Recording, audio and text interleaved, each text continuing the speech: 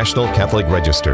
This is Register Radio, bringing light and clarity to the news and topics that affect your life. Happy 4th of July. As we prepare for Independence Day, let's do some trivia on Catholic connections in the American Revolution. Register writer Joseph Pronechen has the facts about some of the unsung Catholic heroes who made their mark at our nation's beginnings. But first, we look at important church news in the U.S. this week. Register Editor-in-Chief Shannon Mullen discusses the Vatican's apostolic visitation of Bishop Joseph Strickland of Tyler, Texas. I'm Jeanette DeMello, Executive Director of the National Catholic Register and your host here on Register Radio. I'm joined by Matthew Bunson, who has a new title. He's now EWTN News' Vice President and Editorial Director. Hey, Matthew. Great to be with you. So your new duties must have kept you away from me because you haven't been on the show lately. Yes, my apologies to everyone. That's okay. It's all right. Important work. So the news broke last weekend, June 24th, that the Vatican had conducted an apostolic visitation of Bishop Strickland of Tyler, Texas. Tyler is the eastern part of Texas. EWTN News was able to actually confirm the news reports. We heard a lot of news reports, but we were able to confirm it through a confidential source within the diocese the next day on June 25th. Shannon Mullen led us in that coverage along with Jonathan Liedl. And Shannon joins us now, and I do want to note Shannon is the editor-in-chief of the Register, but he's acting editor-in-chief still of CNA. So Shannon, thanks for being with us. Pleasure to be here. So Shannon, Bishop Strickland has been in lots of news stories over the years since you've been at the Catholic News Agency. He's very popular in the U.S. Church. Especially in some pockets of Catholics. He's viewed as a culture war champion by many U.S. conservatives because he's staunchly defended the unborn, marriage, the traditional liturgy, and really Catholic orthodoxy all around. By some people, he's called a firebrand, and he's caused some concern. What do we know about the apostolic investigation at this point in time? Well, as you mentioned in the lead-in, we know it's been completed, so it's not ongoing. The priests and others within the diocese, including Bishop Strickland himself, were interviewed. So that part of the process is over, number one. We also know that among the topics that people were questioned about was included the bishop's use of social media and also questions related to diocesan management. I guess the other thing that we know is that it does come on the heels of a controversial tweet by Bishop Strickland on May the 12th in which he suggested that Pope Francis was, quote, undermining the deposit of faith, but we don't know if that has any bearing on this inquiry whatsoever. Mm-hmm. It also, we should note, comes on the heels of the bishop's participation in a Eucharistic procession and prayer rally in Los Angeles on June 16th. And that was to protest the Los Angeles Dodgers for their honoring of the anti-Catholic drag group, the so-called Sisters of Perpetual Indulgence. And that was a little odd by some church watchers that, he was participating, a bishop from another diocese participating in something in Archbishop Gomez's diocese. And so that, some speculate that could be a part of it too, but I don't know. I don't think that rises to the occasion, but we'll see what comes out over time. I think that's a really good question, is what will come out of this? Matthew, yeah. I wanted to bring you in, as a historian, as somebody who helps us get our bearings on what processes take place in the church. Can you describe for us what an apostolic visitation is, how it's conducted? Well, the best description of it was actually provided by the Dicastery for the Doctrine of the Faith, and it talks about that a visitation is not, they go to some pains to note, an investigation, but it's what's described as an exceptional initiative of the Holy See. And it usually involves the appointment of an apostolic representative, a visitator, and one or more. We know who those are in this case. Yes, we do. We know that it's Bishop Emeritus Kikanus and then Bishop Sullivan, I believe, of Camden. So you can have a number of apostolic visitators. In this case, whatever reason, the Congregation for Bishops, or the Dicastery for Bishops, chose these two.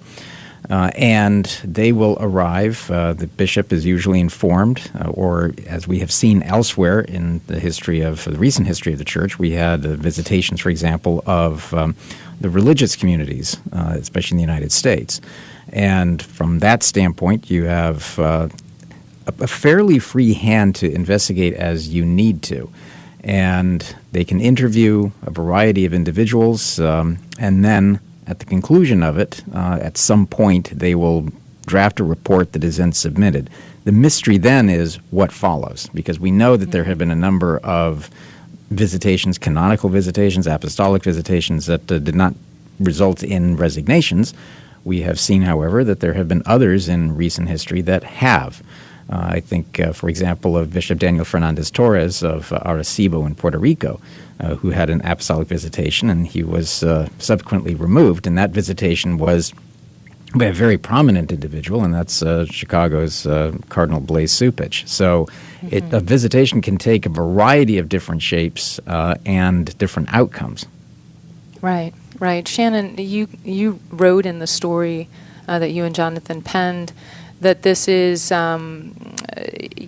this was rare for a U.S. diocese, but not unprecedented, such an apostolic visitation. So can you tell us about some of the other investigations of this kind in the U.S.?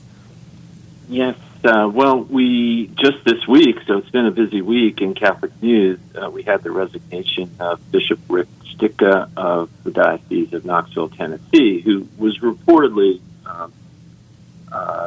the subject of a inquiry apostolic visitation, and he was that focused on alleged mismanagement within the diocese. He also is party to a lawsuit that was filed last year.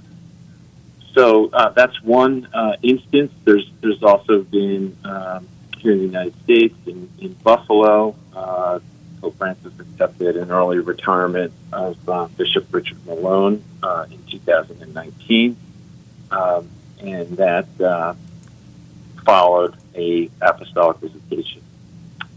So there's absolutely, and I think a year before that there was also the Diocese of Memphis had a visitation, right. And so there have been.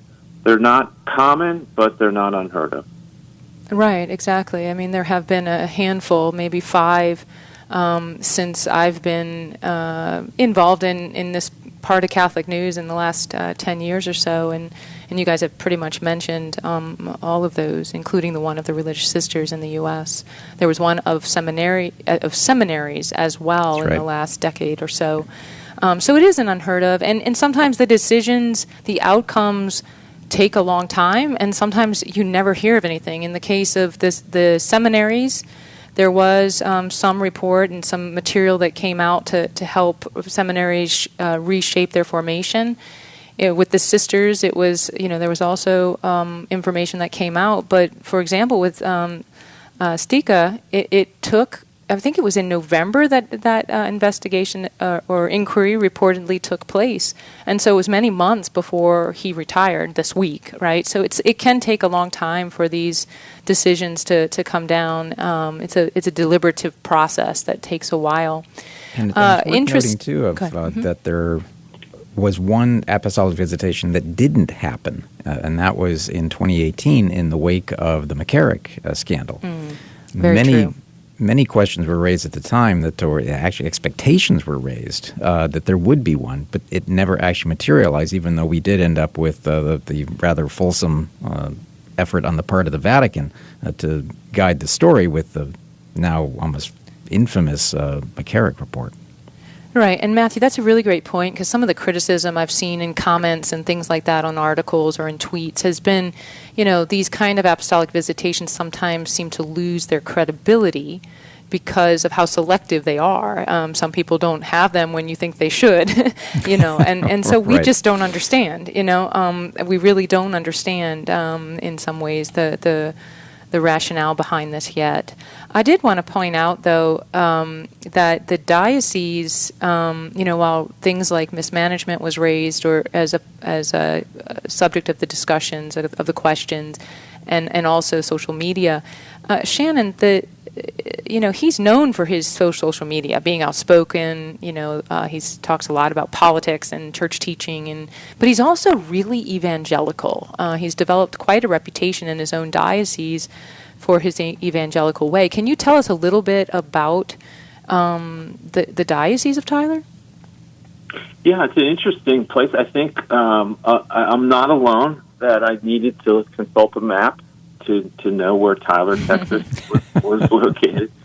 And as you said, it's in East Texas, northeast corner of Texas. And it's not really a heavily Catholic area. I've seen numbers like maybe 55,000 Catholics in the diocese. And yet there's, been a number of figures and groups who have been drawn to that diocese, I think, because, as you said, Strickland's sort of a charismatic fellow.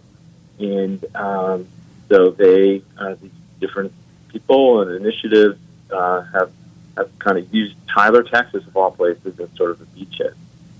Right. Yeah, the story that CNA published says that 21 men are in priestly formation, and there are only 55,000 Catholics. So that's pretty impressive. But the story also does speak, there was in 2018 the resignation of 3 diocesan officials at one time, and that was a noteworthy thing that sometimes can mean there's, something underlying when diocesan officials leave in flocks, but we don't know, and hopefully we will find out at some point in time what's been going on. But Shannon and I also found it strange this week. I think earlier today I looked and I had already seen 3 tweets already in midday from Bishop Strickland. He has not slowed down from his social media posting. No, not at all. I'm not a big tweeter myself. I think, especially when you're getting into U.S. politics or church affairs, Twitter is sort of like a whitewater kayaking trip. It's pretty rocky. That's why most of us are content to kind of watch from the sidelines. But Strickland just kind of cannonballs right in there. And so he's kept that up, even with the news of this visitation. Yeah. Matthew, do you have any closing comments before we turn to maybe a happier subject? Yeah, I think let's keep Bishop Strickland in our prayers. This is not an easy situation for any sitting bishop anywhere. No. And we always say that we have to keep all of our bishops in prayers. I know we were covering the bishops' meeting just last week down in Orlando, and they have a full plate, and it's a very difficult plate to carry. Yeah, well, thank you for that. We do continue to pray for Bishop Strickland and for, those officials who took in this information and the deliberations that the Vatican will do over this, that there's light and clarity. We continue to pray for that. And when we come back, we will give a salute to American patriots who were Catholic, and we'll be talking with Register staff writer Joseph Pronechen. So please stay tuned. This is Register Radio on EWTN. There's more when we return.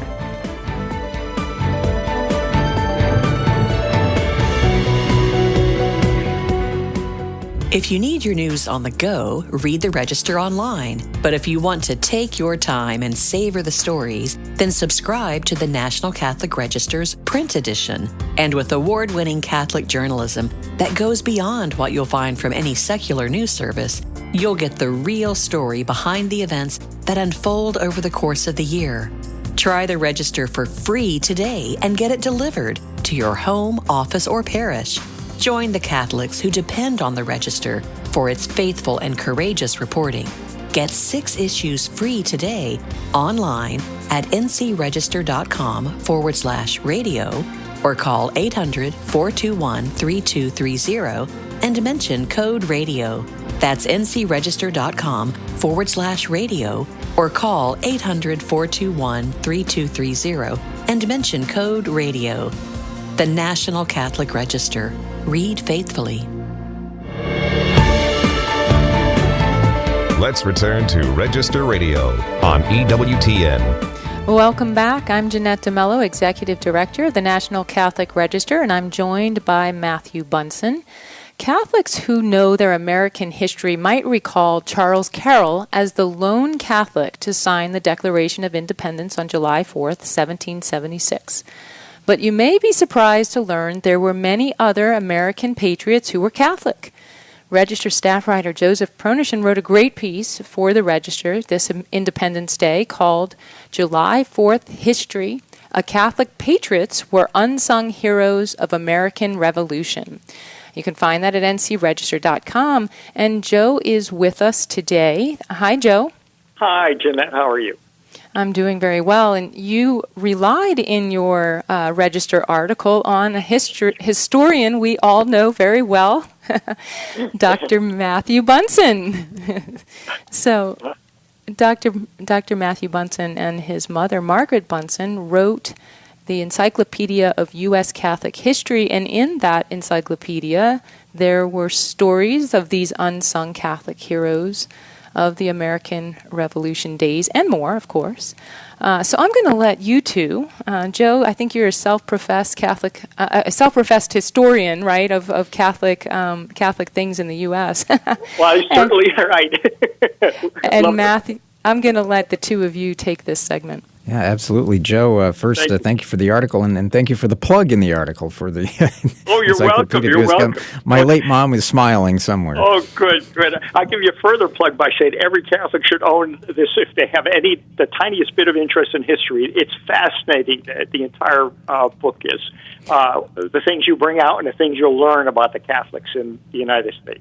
Yeah, it's a great story, and even now, after all these years, and there's been a lot of ink spilled on this topic, how few even American Catholics know about the legacy of and the role of Catholics in founding the country and the American Revolution in particular. But I have to start with the question, do you have a particular favorite of this sort of gallery of Catholic stars? I actually do. It's Commodore John Barry. Oh, yes. I am. His story is so fascinating because I've not been a sailor myself, but his story, just his physical appearance first. He was 6 feet 4 inches tall when the average height of guys in those days were 5'7", 5'8" at the most. So he really towered over his sailors and all, and other his friends and his enemies. But at the same time, he seemed to be an extremely kind man. He began each day reading from the Bible for his whole crew, for example. So he was very much obviously a practicing Catholic, a good Catholic, just in that. But in addition, he was the first father. He was called the father of the American Navy, and he was the first one that Washington put in charge of a ship there. He was the first one to capture a British ship during the Revolution. He was the last one to win the last sea battle of the American Revolution. And in between, he did tremendous damage to the British Navy and captured many, many ships, over 20. One trip back from France, he captured something like, I believe, nine ships, 9 frigates.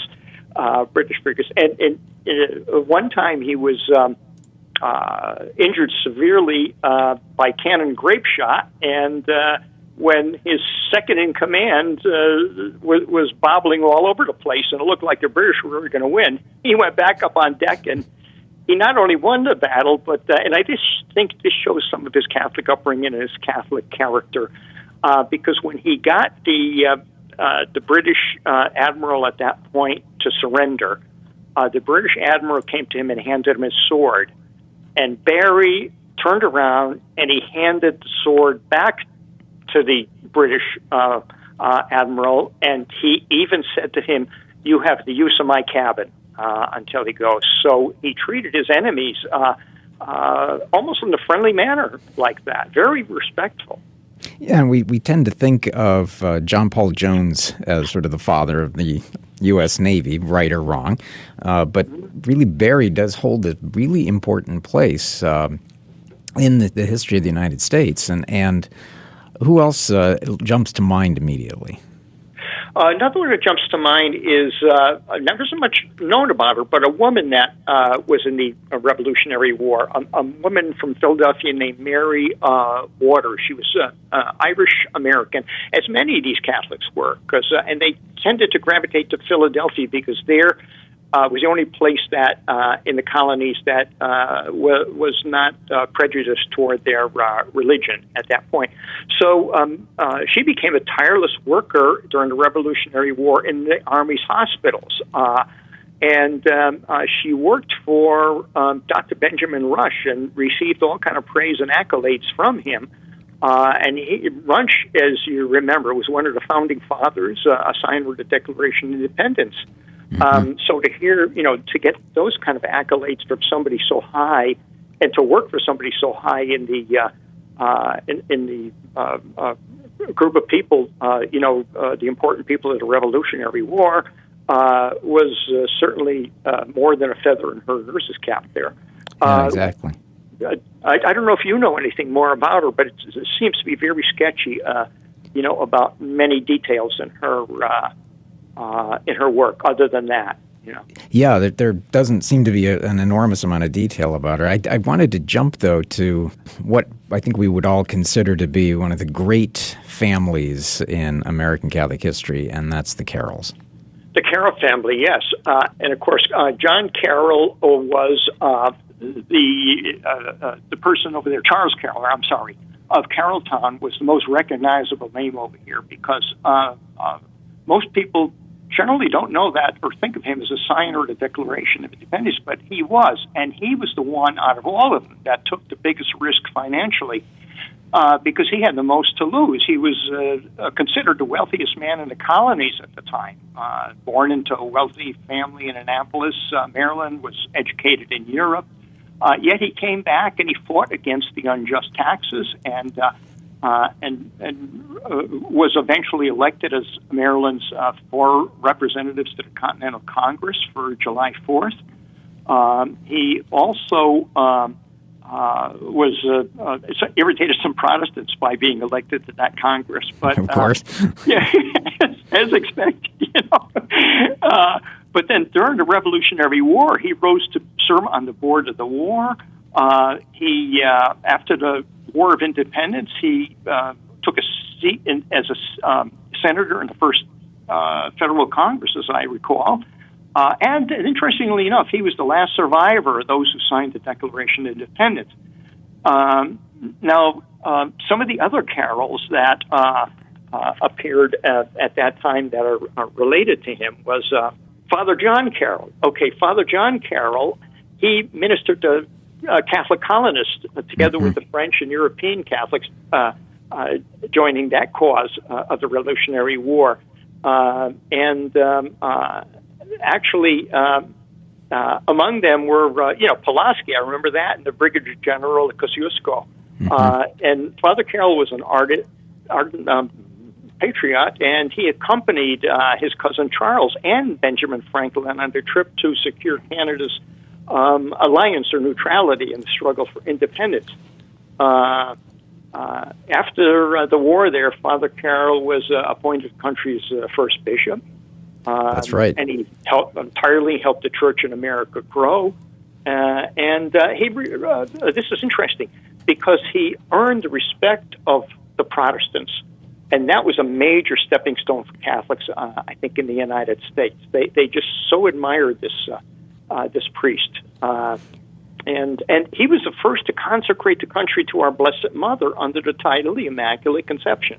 That's right. So he did so much that we sort of forget about over here. And the legacy, especially with John Carroll, of America's first bishop, America's first archbishop, establishing the see in Baltimore, And it's also easy to forget that John Carroll's diocese extended essentially across the whole of the eastern seaboard of the United States, so all of the colonies and all of these immense territories, millions of square miles, and he had only a few priests to administer the whole thing. So that the work that that entailed, while at the same time we had all of this still rampant anti-Catholicism in the colonies, and then, of course, in this new country. So the story, I think, that when we think about these American patriots, these Catholic patriots, in some ways, what was the incentive for them to help establish this new country when they had lived under such severe anti-Catholicism for so long? It was quite a struggle for them to do that, and fortunately, they did have that place in Philadelphia where they were able to get a good foothold at first, before even places like New York and so on, which was certainly not welcoming to any Catholics. But it was sort of like a heaven on earth for a while, if we really want to stretch an analogy there, for the Catholics in Philadelphia as they grew in their faith, as the Catholics gathered in that country, and they had two of the important churches there had written about were St. Mary's, where actually the founding fathers actually came and attended the Mass there, Protestant as they were. After the Revolutionary War, they all attended Mass at St. Mary's. They did. Well, Joe, a fantastic story. I'm looking forward to seeing it in print and online. And thank you for this research, especially as we celebrate the independence of this country on July 4th. Oh, you're welcome. Happy to do it. Well, that finishes Register Radio for this week. I'm Matthew Bunson. On behalf of Jeanette DeMello, remember, for more news, analysis, and commentary, check out the National Catholic Register online at ncregister.com. And for our producer, Jeff Burson, until next week, God bless and take care.